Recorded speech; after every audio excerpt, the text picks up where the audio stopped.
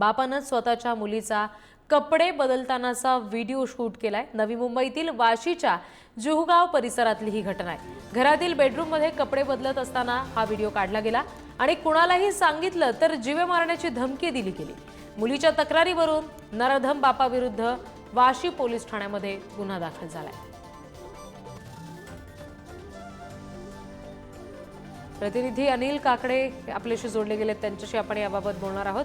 अनिल, या नराधम बापावर आता कारवाई झाली आहे का? पोलिसांनी या सगळ्या प्रकरणाची कशी दखल घेतली आहे? नक्कीच रिद्धी, नवी मुंबईमध्ये जो प्रकार घडलेला आहे, वाशी पोलीस स्टेशनच्या हद्दीमध्ये बापानेच आपल्या पोटच्या मुलीचा कपडे बदलण्याचा तो व्हिडिओ काढण्याचा जो प्रकार केला, अत्यंत संतापजनक आणि धक्कादायक प्रकार आहे।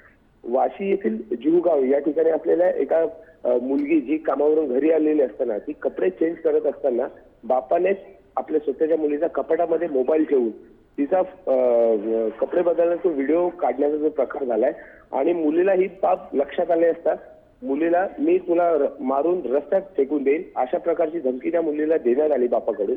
आणि सदर बाब लक्षात घेता मुलीने तात्काळ वाशी पोलीस स्टेशनमध्ये बापाविरोधात गुन्हा दाखल केला असून वाशी पोलीस ठाण्याचे वरिष्ठ पोलीस निरीक्षक या प्रकरणाची सखोल चौकशी करत आहे। जी, धन्यवाद सगळ्या तपशिलांसाठी अनिल।